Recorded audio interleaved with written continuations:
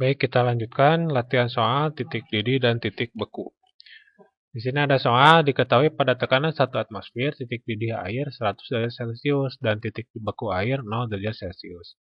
Hitunglah kenaikan titik didih, penurunan titik beku, dan titik beku larutan berikut. A. 6 gram urea dalam 1 kg air, B. 2 molar MgCl2. Seperti biasa, kita identifikasi dulu soalnya. Di sini ada titik didih air, berarti ini TD 0 ya, TD pelarut. Kemudian titik beku air, ini berarti apa? Ini TB 0. Kemudian pertanyaannya, hitunglah kenaikan titik didih. Kenaikan titik didih berarti delta TD. Kalau titik didih, TD. Penurunan titik beku, ini berarti delta TB. Dan titik beku berarti TB ya. Nah, sekarang mari kita kerjakan soalnya. Yang nomor A, kita mulai dengan menghitung kenaikan titik didih.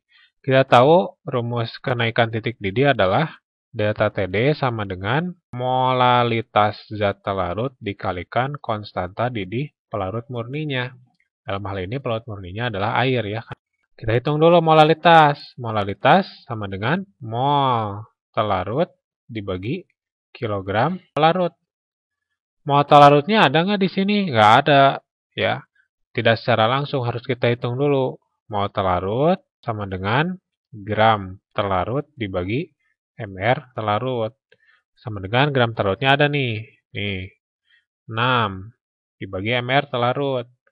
60 sama dengan 0,1 mol. Baru bisa kita hitung molaritasnya.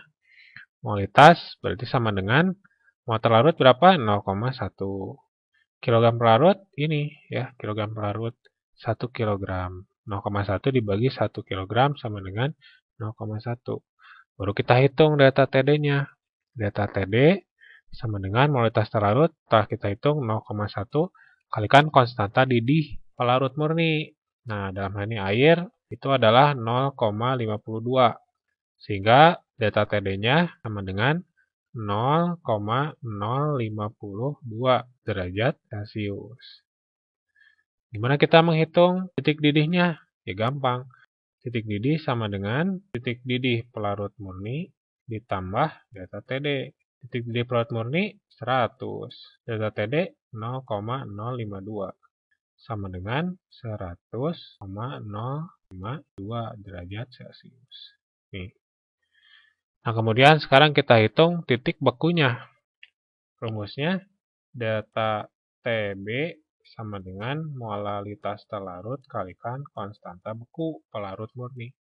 Molalitasnya telah kita hitung 0,1 kalikan konstanta beku pelarut murninya air itu sekitar 1,86. Sehingga delta TB-nya 0,186 derajat Celcius. Sekarang titik bekunya berapa? Ya gampang, titik bekunya sama dengan titik beku pelarut murni dikurangi delta TB. Titik beku pelarut murninya berapa? Ini, nih, 0. Berarti 0 dikurang 0,186 sama dengan minus 0,186 derajat Celcius. Gitu. Kemudian kita kerjakan soal nomor B. 2 molar MgCl2. Nah, karena MgCl2 itu adalah elektrolit, kita harus hitung dulu I-nya. I sama dengan 1 ditambah N-1 alfa. Di sini MgCl2, ionnya ada berapa? Ada 3 ya. Kan kalau diuraikan menjadi Mg plus 2 ditambah 2Cl minus. Berarti 1 ion Mg dan 2 ion Cl. Sehingga N-nya sama dengan 3. Alfanya berapa? Karena dia adalah garam, ya garam kuat, maka alfanya 1. Jadi I-nya sama dengan 1 ditambah 3 min 1 kali 1, sama dengan 3. Gitu. Kemudian kita hitung kenaikan titik didihnya. Delta TD sama dengan molalitas terlarut kalikan konstanta didih pelarut kalikan I, karena dia elektrolit. Molalitas terlarutnya berapa? Nah, dari soalnya udah diketahui 2 molar. Kita masukkan saja langsung 2, konstanta didihnya 0,52, I-nya 3, sama dengan 3,12 derajat Celcius. Sekarang titik didihnya. Titik didihnya sama dengan titik didih pelarut murni ditambah delta TD.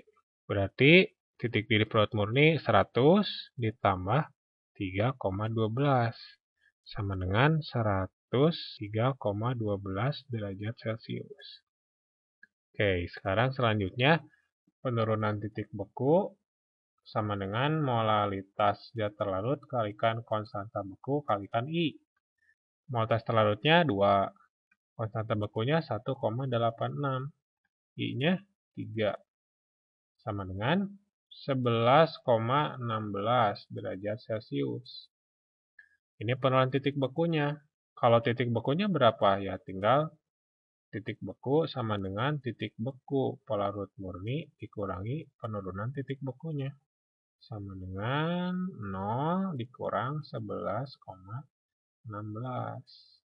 Jadi sama dengan min 11,16 derajat Celcius. Gitu. Nah, selesailah pembahasan kita tentang sifat koligatif larutan. Mulai dari teorinya, ya, kemudian bagaimana cara menghitung besaran-besaran konsentrasi, dan terakhir, ya, soal-soal latihan. Mudah-mudahan bermanfaat. Sampai jumpa lagi di bab selanjutnya.